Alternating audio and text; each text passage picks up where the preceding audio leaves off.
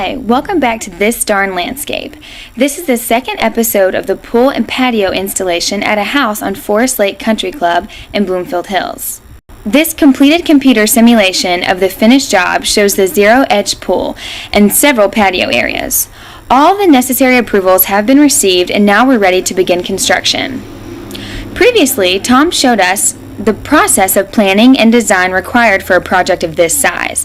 This time he will be showing you the job site and the start of the zero-edge pool construction. Here we see some of the layout and construction of the forms for the pool. Let's listen in as Tom talks to Ken Leiter from Champion Pools and learn more about the actual pool design and build process. Hi, Tom Lowry here from the Poolscape in Bloomfield Hills, Michigan. With me is Ken Leiter from Champion Pools. How are you doing, Ken? Good. Ken is in charge of the construction of this zero-edge pool, correct? That's it. We call it a negative edge, infinity edge. A lot of people have different terms for it. Basically, it's a horizon drop-up of water. It works with the grade of the pool. So as you can see here, we're dropping this whole grade of the yard is about a 4-foot elevation drop.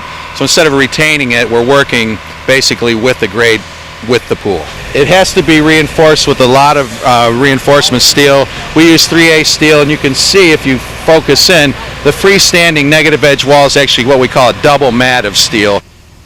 I see. Well, maybe we can get up a little bit closer and check out some of the detail.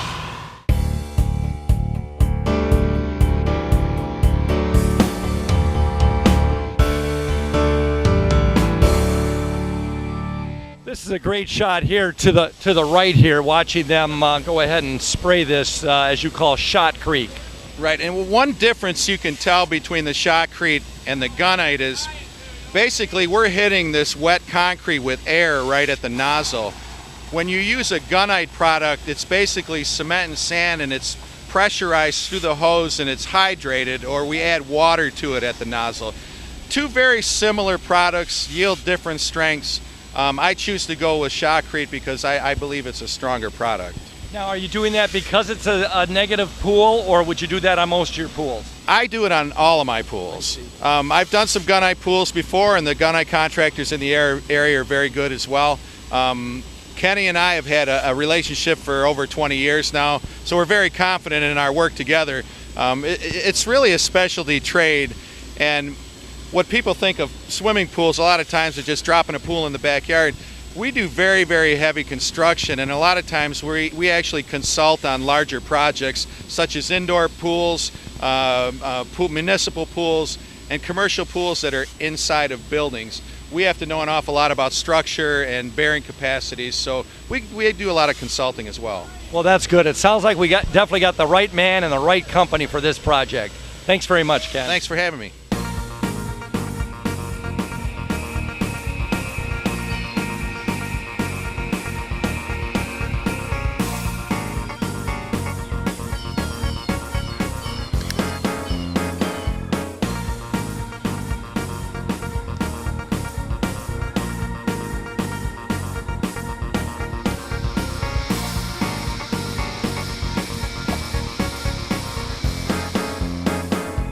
Hi there, we're here at the Bloomfield Hills residence on Forest Lake Country Club, and it's about day 6, I believe. You can see it's very quiet. We're letting the Shotcrete set up around the swimming pool now, so we don't really want to pull the forms off. And this project has got a long ways to go, and it's really difficult to imagine what is in store. And if you want to follow me around, I'll show you some of the areas that are going to start to evolve, so to speak.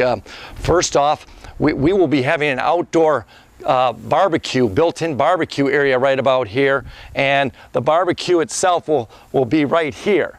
All right, we position that so hopefully the westerly winds will blow the smoke away from the barbecue person, but of course that doesn't always happen.